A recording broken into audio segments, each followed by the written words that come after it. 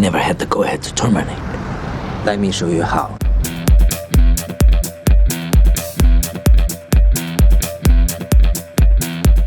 Jet Li est un célèbre acteur de cinéma, un grand athlète et le plus jeune champion de Wushu au monde. Il y a de nombreux atouts dans son arsenal. Mais sa plus grande arme est la sagesse. Malgré sa renommée mondiale, Jet Li est un homme modeste et réservé. Comment vit Jet Li ? Nous le raconterons dans cette vidéo qui a été réalisée à la demande de nos abonnés. Mix Show présente. Comment vit Jet Li et combien il gagne ? Jet Li, de son vrai nom Li Lianji, est né le 26 avril 1963 dans la capitale chinoise, Pékin, qui est le 5e et le plus jeune enfant de la famille.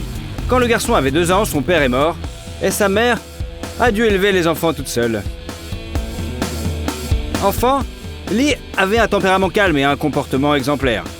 La mère ne permettait pas à son plus jeune fils de nager, de faire du vélo ou de tout ce qui pouvait théoriquement causer des blessures. Et Li l'a écouté et n'a même pas essayé de la tromper. Le futur acteur est entré à l'école dès l'âge de 8 ans et avait 1 an de plus que ses camarades de classe. Les enseignants aimaient le garçon car il était honnête et humble. Il a même été autorisé à participer à l'exercice physique quotidien. Le petit Lianji s'est levé devant tous les élèves et a décompté le rythme d'un air sérieux. L'été suivant, sa première année d'école, il a été envoyé avec ses camarades de classe dans un camp sportif à Pékin. Étant un élève assidu, il a suivi avec assiduité les instructions de l'entraîneur. Ce qui l'a étonné, Li est le seul de ses pairs à qui son entraîneur a proposé de poursuivre l'entraînement même après la pause estivale. Le garçon a donc commencé à pratiquer non seulement les techniques physiques de Wushu, mais aussi les pratiques spirituelles de cet art martial. L'entraîneur avait de grands espoirs pour son élève et a même aidé sa famille pauvre à se nourrir afin que le jeune corps de Li puisse se développer pleinement. À l'âge de 9 ans, Lianji se préparait à sa première compétition hors de Pékin et se réjouissait de voyager en train. Sa mère, en revanche, était terrifiée à l'idée que son enfant soit si loin de chez elle. Li était presque obligé de rester, mais il ne pouvait plus se retirer. Lors de cette performance, le garçon a été reconnu comme le meilleur, et lorsqu'il est entré chez lui, il a été dispensé de sa scolarité normale et transféré dans une école de sport. À cette époque, les coupures de courant étaient fréquentes à Pékin. Mais il n'y avait pour le dissuader rien pour s'entraîner. Au cours de l'une de ses séances, dans le noir, Li s'est blessé à la jambe mais n'a pas osé en parler à qui que ce soit. Avec une jambe enflée, il s'est entraîné avec les autres pendant 2 jours jusqu'à ce que l'on découvre qu'il s'agissait d'une fracture. Mais même à ce moment-là, le garçon n'a pas été libéré de la classe. Pendant que l'os guérissait, il s'est entraîné à donner des coups de poing avec ses mains. En 1974, à l'âge de 11 ans, Li se rend aux États-Unis avec l'équipe nationale chinoise. Là, le jeune athlète réalise de brillantes performances et est repéré par le président des États-Unis, Richard Nixon. Nixon a été tellement inspiré par l'entraînement au combat de Li qu'il lui a demandé en plaisantant de devenir son garde du corps, lorsque Jet serait grand. Mais celui-ci a répondu à un conte de fées. « Je ne veux pas protéger une seule personne, je protégerai des millions de compatriotes !» Mais malgré sa rencontre avec le président des États-Unis, Li considère que le principal réussite de son voyage historique est le changement de ses perspectives et de son attitude envers le peuple américain. Le garçon a compris que les gens ordinaires aux États-Unis sont amicaux et ne veulent pas faire de mal au peuple chinois. Li n'a pas oublié sa mère aux États-Unis. Il lui a acheté une montre suisse avec l'argent de poche qu'il a reçu là-bas. De retour dans son pays, le jeune sportif a continué à participer à des événements sportifs et à conquérir de nouveaux sommets. Concourant contre des athlètes qui avaient 20, 30 ans de plus que lui, le garçon de 12 ans a souvent dû faire contre tous les grands. Au cours des 4 années suivantes, Li a parcouru la moitié du monde avec d'autres athlètes chinois pour faire des démonstrations de mouvements de Wushu. Li a cherché à populariser le Wushu dans tous les pays, et il a réussi. Entre 1975 et 1979, il est devenu 5 fois champion de Chine de Wushu. Ses prouesses athlétiques l'ont aidé à développer son talent d'acteur. Un jour, Zhang Xingyang, un réalisateur de films, l'a repéré lors d'une compétition. Il a été inspiré par l'idée de transformer le combattant en un second Bruce Lee. C'était Bruce Lee qui était l'idole de Li Lianji quand il était enfant. Son premier long métrage est Shaolin Temple, qui raconte l'histoire d'un orphelin élevé dans un monastère par des moines Shaolin. Le film est sorti en 1982 et a connu un succès retentissant. Les réalisateurs n'ont pas hésité à faire une suite en 1984. Shaolin Temple 2, Children of Shaolin. Et en 1985, le 3e et dernier volet, Shaolin Temple 3, Shaolin Martial Art, est sorti. Il était en fait surnommé Jet, après son rôle dans la trilogie Shaolin. Pendant le tournage des films sur Shaolin, l'acteur en herbe a eu conflit avec le réalisateur.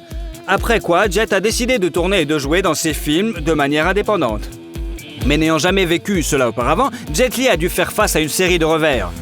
Sa première et dernière œuvre en tant que réalisateur, Born to Defend, sortie en 1986, échoue lamentablement au box-office.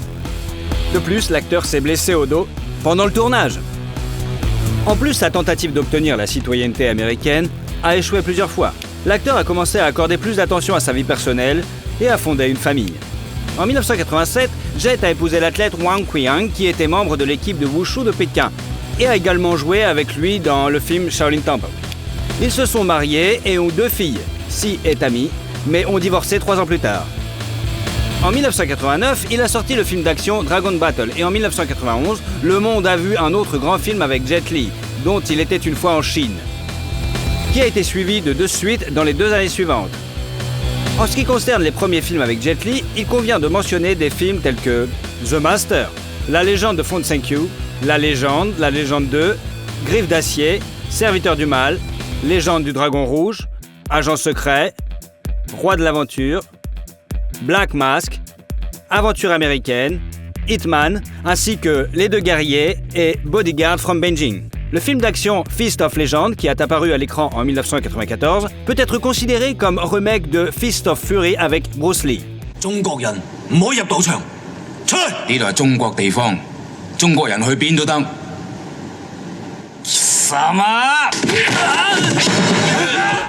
Une image de Meldon en 1995 a rappelé aux téléspectateurs son intrigue. Le réalisateur du film, après s'être brouillé avec le célèbre Jackie Chan, a décidé d'en faire une parodie, se moquant ouvertement de l'acteur et de sa famille. En 1998, après avoir conquis le public en Asie, en Europe et en Amérique, Jet Li fait ses débuts à Hollywood dans la super production L'Arme Fatale 4.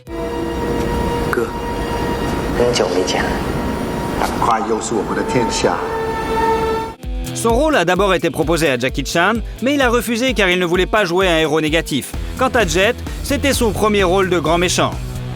En 1999, Lee se marie pour la 2e fois.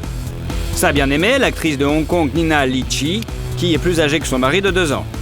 Ils se sont rencontrés en 1989 lorsqu'ils ont tourné ensemble dans le film La Bataille du Dragon. À cette époque, l'acteur était encore marié.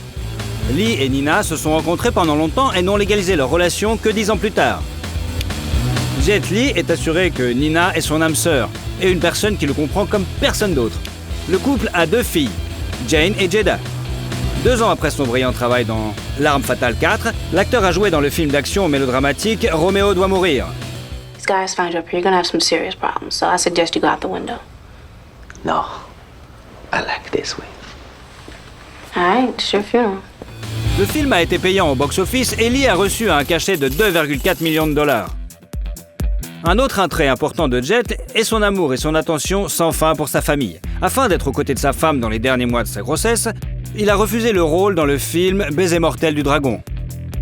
En dehors de ce film, l'acteur a refusé de jouer dans The Matrix. Lee a dit que la raison était une bataille de droits d'auteur. Il ne voulait pas que les droits sur les enregistrements soient entièrement transférés au créateur du film, afin qu'il puisse les posséder en tant que propriété intellectuelle. En jouant dans le film Confrontation en 2001, l'acteur a pu gagner 7,5 millions de dollars, bien que le rôle principal du film ait été initialement attribué à Dwayne Johnson. I am Eula. I'm nobody's bitch.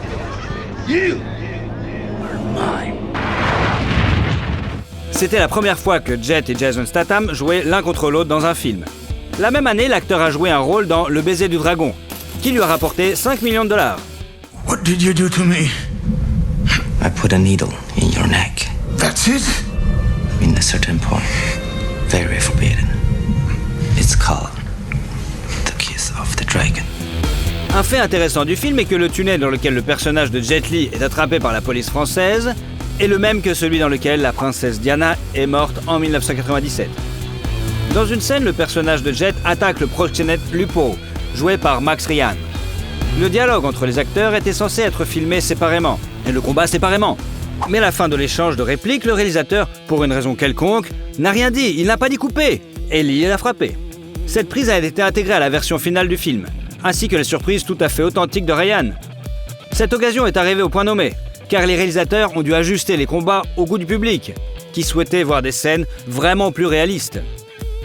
Et la scène de combat entre le héros Jet Li et Cyril Raphaël Et en général, il fallait ralentir le rythme parce que les acteurs allaient vraiment trop vite. Pour jouer dans le film Héros en 2002, Jet Li a accepté de réduire son cachet à 11 millions de dollars. On a proposé à Jackie Chan de jouer le rôle de l'empereur, mais il a refusé.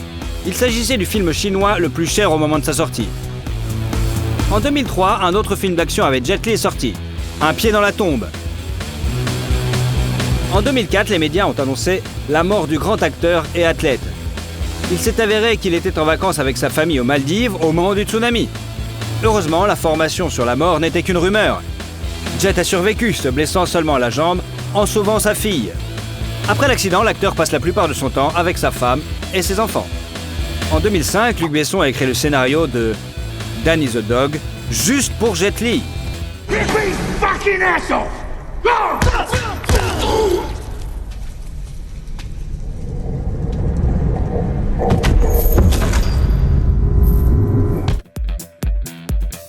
Le film comporte non seulement la plus longue scène de combat de la carrière de Lee, mais aussi la plus violente. Le film suivant dans lequel l'acteur a joué était Fearless.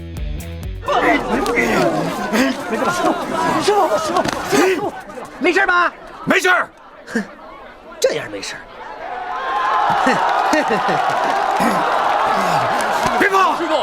Ses créateurs voulaient appeler le film La légende du combattant, mais il s'est avéré qu'un tel film existait déjà. Certains des mouvements prévus par le combattant que Lee a refusé d'exécuter pour des raisons éthiques.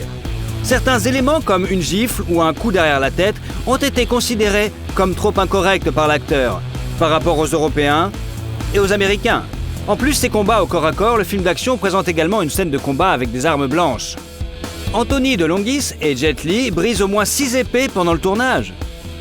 Pendant cette période, Jet a participé à des actions caritatives et est ambassadeur de la Croix-Rouge depuis 2006.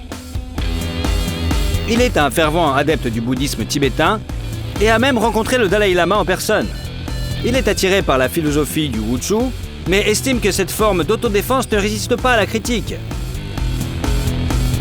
Il souhaite aider les jeunes Chinois à comprendre le sens de la vie et partage ses connaissances du bouddhisme à tout le monde. Il convient de noter que les films dans lesquels Jet Li jouait n'ont pas tous connu le succès. L'une des œuvres qui n'a pas abouti est le film War, tourné en 2007. L'acteur a déclaré dans plusieurs interviews qu'il n'était satisfait ni du film, ni de sa production. Il est allé jusqu'à le qualifier de « poubelle » et a exprimé sa méfiance envers le réalisateur Philip Atwell. Même à mi-chemin de la production, il savait qu'il obtiendrait des audiences médiocres et pas de profit. Fin 2007, Lee a retourné dans son pays d'origine et a joué dans le film Les Seigneurs de la Guerre. L'accent principal du film n'était pas mis sur les arts martiaux, mais sur la composante dramatique. Pour ce travail, Jet a reçu une nomination au Hong Kong Film Awards dans la catégorie meilleur acteur. Son cachet pour le film était de 13 millions de dollars. Au printemps 2007, il a créé sa propre fondation à but non lucratif, connue sous le nom de One Foundation, pour aider à contrer les effets de catastrophes naturelles et des traumatismes psychologiques. En 2008, Lee a fait sa première apparition à l'écran avec le vétéran des arts martiaux Jackie Chan, dans le film d'action-aventure de Rob Minkoff, Le Royaume Interdit. It's not right for snake. Perhaps eagle. Jet joue bientôt le rôle du principal méchant dans le film d'action de science-fiction La Momie, Le tombeau de l'empereur dragon, avec Marielle Bello et Brendan Fraser.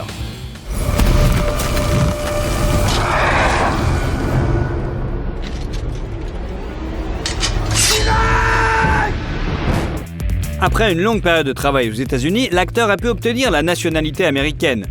Mais il y a renoncé, ainsi qu'à la nationalité chinoise. En 2009, en faveur de la nationalité singapourienne.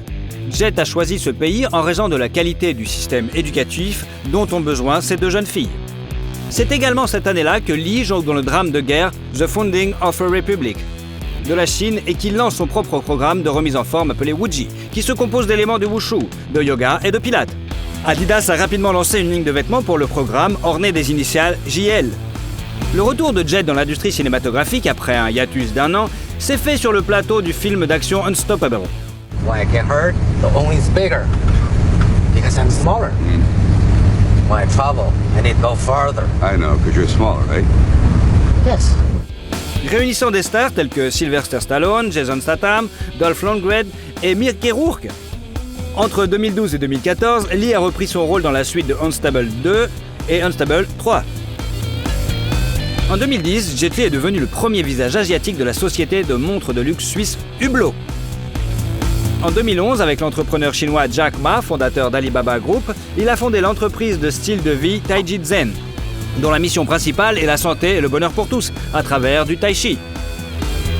Les années suivantes sont marquées par des films mettant en vedette Jet Li, tels que Ocean Heaven, Dragon Gate, Le Sorcier et Le Serpent Blanc, Badge of Fury, League of Gods et Guardian of Martial.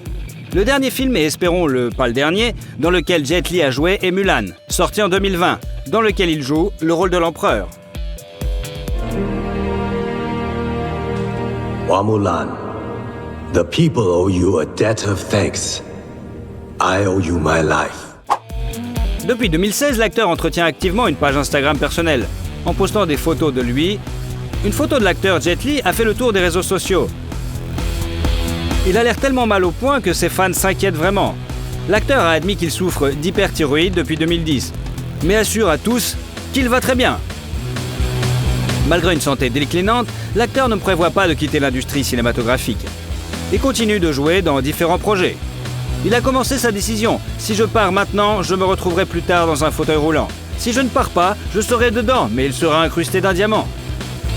Pendant son temps libre, Jet joue au badminton et au tennis de table, fait du vélo, lit et médite.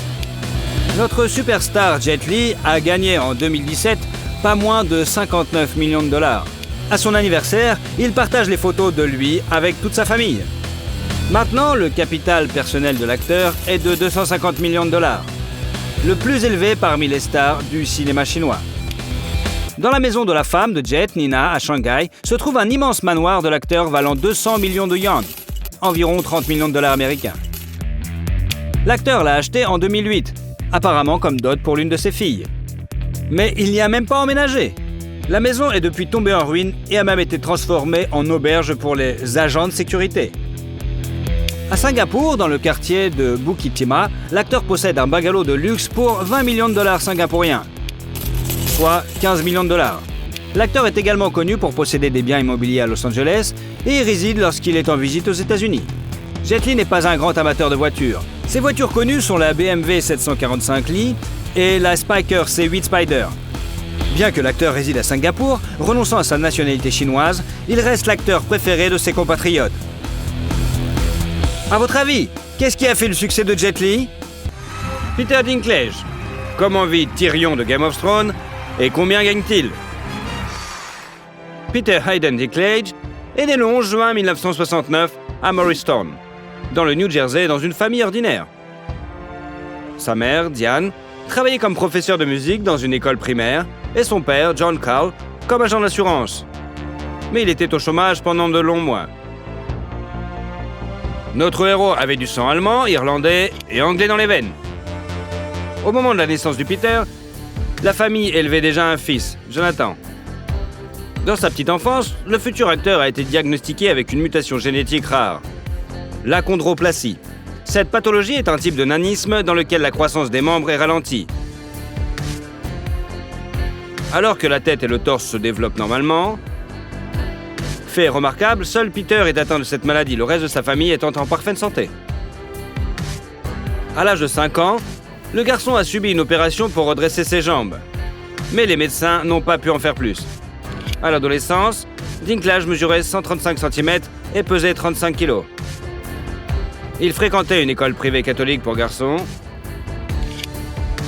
Delbarton. En raison de son apparence, il était souvent humilié par ses camarades, si bien qu'il était coléreux et peu sociable. Dans une interview, Dinklage a admis qu'il était capable de faire face à la pression à la société grâce à sa famille, qui lui a appris à s'accepter. En grandissant, le garçon a commencé à faire de l'humour avec sa particularité, ce qui a renforcé sa confiance en lui. En 5e année, Peter a joué le rôle principal dans la production scolaire du Lapin de velours et a reçu une telle tempête d'applaudissements qu'il a décidé de devenir acteur à l'avenir. Après cela, il a participé à de nombreuses productions jusqu'à l'obtention de son diplôme. Pendant son temps libre, Dinklage a développé son talent en organisant avec son frère aîné des spectacles de marionnettes pour les voisins. D'ailleurs, Jonathan avait aussi de bons talents d'acteur.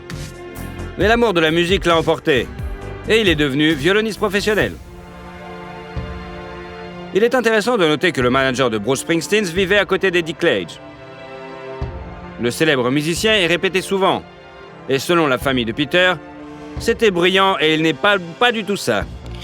En 1987, notre héros obtient son diplôme de fin d'études secondaires, après quoi il s'inscrit au Bennington Theatre College dans le Vermont, où il choisit de se spécialiser dans l'écriture de pièces de théâtre. Là, il s'est révélé être un étudiant talentueux et travailleur, ainsi qu'un excellent camarade. Peter passait son temps libre comme n'importe quel autre étudiant normal dans des sociétés bruyantes avec de la boisson et de la musique. Il a même joué dans son propre groupe punk, Wheezy, où il jouait de la trompette et était l'un des chanteurs principaux. En souvenir de sa jeunesse insouciante, Dick Clage a une cicatrice visible le long de son visage, qu'il a reçue lors d'un concert en sautant sur scène. En 1991, le jeune homme a obtenu son diplôme universitaire, après quoi il est parti à New York avec son meilleur ami, Lon Bell, pour y ouvrir une compagnie de théâtre. Les garçons ont peu d'argent. Ils louent donc un appartement bon marché à Brooklyn, sans chauffage et avec une horde d'aura. Pendant longtemps, Peter n'a pas pu trouver de travail. Les corps de théâtre ne le prenaient pas. Et au cinéma, on ne lui proposait de jouer que des lutins ou des gnomes, dont il refusait les rôles par principe, car il ridiculisait surtout les nains.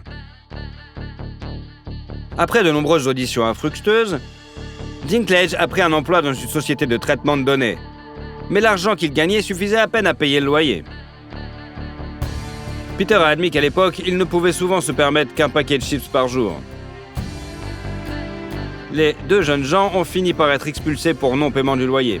Après quoi, notre protagoniste a été contraint d'errer parmi ses connaissances à la recherche d'un endroit où loger. Bientôt, la chance sourit à Dinklage et il obtient un rôle dans un film indépendant. En 1995, l'acteur en herbe a fait ses débuts à l'écran dans la comédie dramatique Living in Oblivion, où son partenaire sur le plateau était Steve Buscemi, qui est devenu son meilleur ami. Do you know anyone who's had a dream with a dwarf in it? No!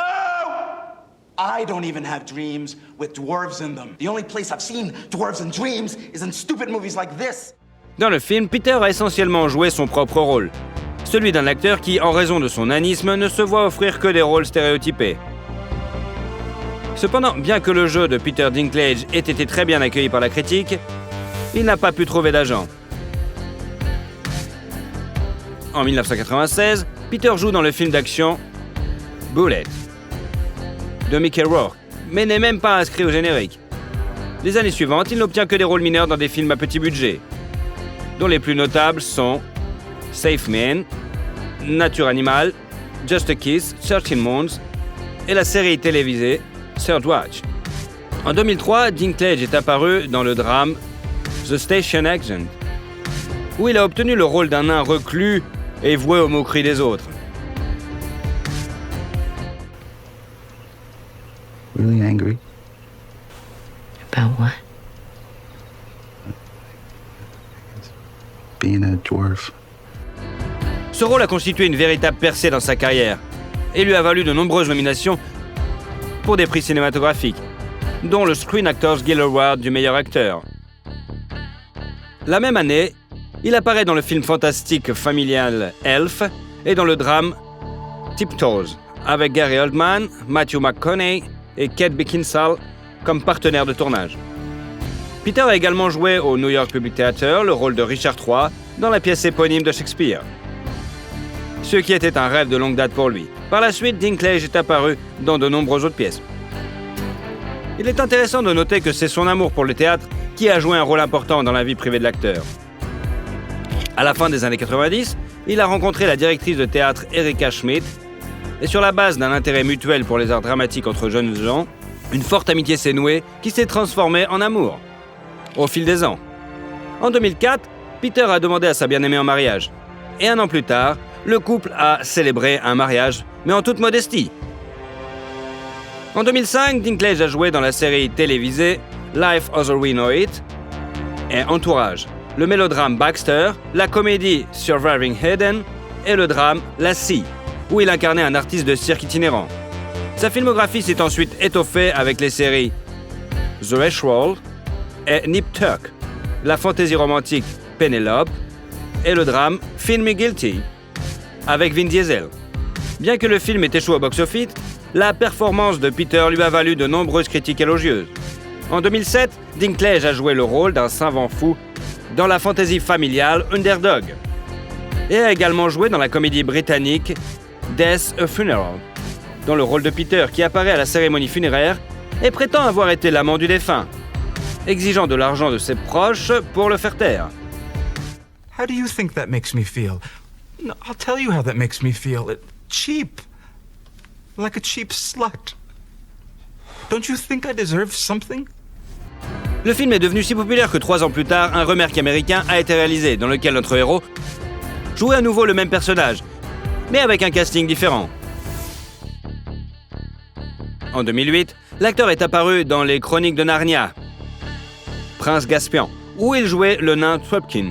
Après la sortie du film, les critiques ont été unanimement déclarées que Dinklage n'avait pas réussi à éliminer l'image stéréotypée et lui-même a considéré sa participation à ce projet comme une grande déception.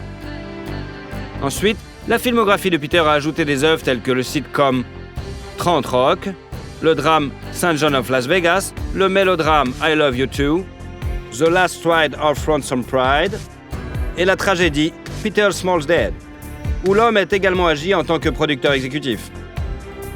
En 2011, Dinklage est apparu dans la tragicomédie romantique A Little Bit of Heaven, ainsi que dans la série acclamée Game of Thrones, basée sur la série de romans A Song of Ice and Flame de George Martin.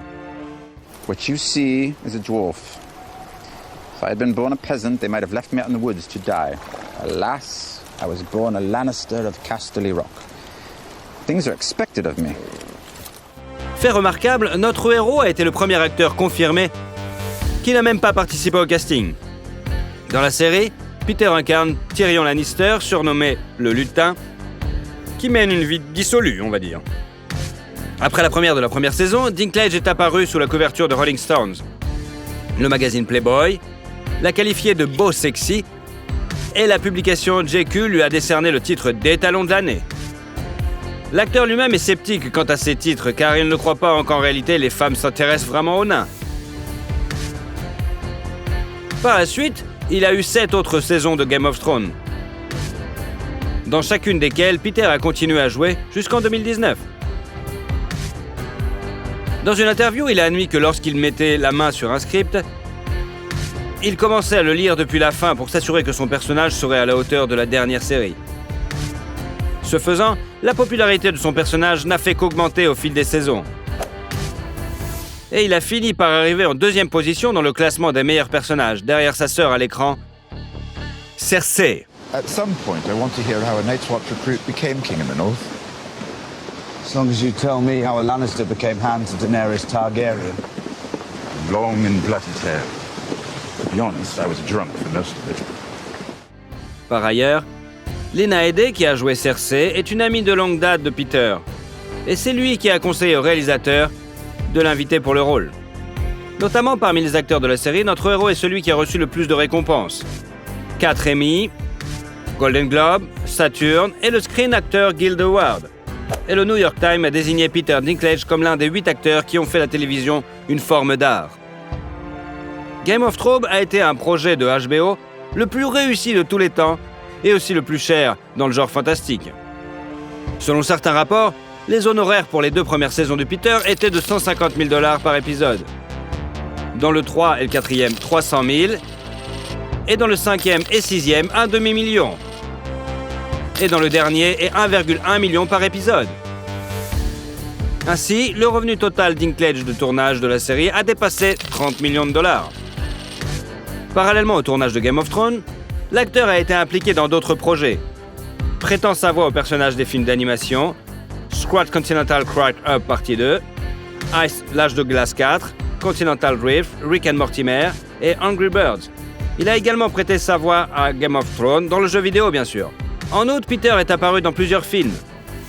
En 2013, sa filmographie s'est étoffée avec le mélodrame A Case of Few et la comédie Knights of Bad Husband. Et en 2014 avec les autres Low Down et The Hungriest Man in Brooklyn, ainsi que le film d'action fantastique X-Men, où il a incarné le scientifique maléfique Bolivar Trask. You see the need for my program. it'll be too late. And you will have lost 2 wars in one lifetime. Il convient de noter que Dick Cage voulait tellement jouer dans ce film qu'il a accepté le rôle sans même lire le scénario. Son jeu a été très bien accueilli par la critique. Il a été nommé pour le MTV Award du meilleur méchant. En 2015, Peter a joué dans le drame Taxi et la comédie de science-fiction Pixel, qui a été acclamé par la critique et nommé pour un anti-prix Golden Raspberry. En 2016, Dinklage a fondé Estuary Film avec son partenaire commercial David Ginsburg. La même année, la comédie The Boss s'ajoute à sa filmographie, suivie du film policier Rememory, le drame Three Christ et Three Billboards Outside Ebbing, Missouri. You two boyfriend and girlfriend? Early stages, you know. Is that right? We had a couple dates. Ce film a été très bien accueilli par la critique et les acteurs de l'équipe ont remporté de nombreux prix, dont 2 Oscars et 4 Golden Globes. Malgré le fait que Peter lui-même n'ait rien reçu pour son rôle, le public a noté son image comme l'une des plus mémorables. En 2018, l'acteur a joué dans le drame de science-fiction I Think We're All Alone Now et dans le film biographique My Dinner with a Ray, sur les derniers jours de l'acteur français Hervé Villechaize. Being famous is like being drunk, except the whole world is drunk with you. Dans ces 2 films, notre protagoniste a également joué dans le rôle de producteur. La même année, Dinklage est apparu dans le rôle d'un nain géant dans le film de super-héros Avengers, Infinity War, qui est devenu l'un des films les plus lucratifs de tous les temps. What happened here? You were supposed to protect us. Asgard was supposed to protect us. Asgard is destroyed. En 2019, Peter a fait un caméo dans la comédie Between Two Ferns, The Movie, et l'année suivante, il a joué le rôle principal dans le thriller I Care a Lot. Il a également prêté sa voix à l'un des personnages du film d'animation The Croods, A New Age. En 2021, Dinklage est apparu dans le rôle-titre de la comédie musicale Cyrano, basée sur la pièce de théâtre du même nom, dont le scénario a été écrit par sa femme.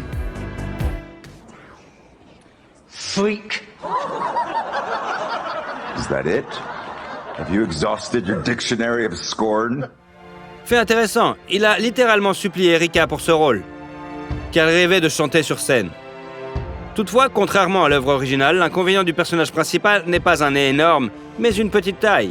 Peter a été nominé pour un Golden Globe pour sa brillante performance dans cette comédie musicale. Aujourd'hui, notre héros continue de participer activement à des films. La première de la comédie American Dreamer a eu lieu l'été 2022. Les tournages de She Came to Me, Toxic Avenger et Brother sont également terminés et sont en phase de tournage. The Hunger Games, The Ballad of Snake and Songbirds et bien sûr The Mercenary Pig. À ce jour, la fortune de Nick Cage est estimée à 25 millions de dollars, ce qui inclut les redevances de films et les contrats publicitaires. En 2017, Peter a joué dans une publicité pour la marque de bière Estrella Damm et en 2018, il a rappé dans une publicité pour les chips Doritos et le soda Mountain Dew Ice aux côtés de Morgan Freeman. L'acteur a également fait la promotion de la technologie de mise en réseau intuitive de Cisco. Il est amusant que Dinklage, devenu célèbre, ait signé un contrat aussi sérieux, car au début de sa carrière, on ne lui a proposé que des rôles de lutin dans des publicités de Noël, qu'il refusait à chaque fois, bien sûr. La célébrité cache soigneusement sa vie privée au public. Peter ne fait pas de médias sociaux et se met très en colère lorsque les paparazzis suivent sa famille. On sait qu'en décembre 2011, sa femme a donné naissance à une fille, dont ils n'ont même pas divulgué le nom. Et en septembre 2017, la famille a eu un autre enfant dont le sexe et le nom sont également inconnus. Selon certains rapports, les enfants n'ont pas hérité de la maladie de leur père. Dinklage et sa famille ont longtemps vécu à Manhattan. On peut souvent le voir promener son chien ou faire de la trottinette. Il y a quelques années, le couple avait déménagé dans une maison de campagne dotée d'un immense jardin, que l'homme aime entretenir. Mais tout cela reste hors caméra et à l'abri des regards indiscrets des fans. L'acteur possède une Chrysler 300 qui a été spécialement conçue pour sa taille.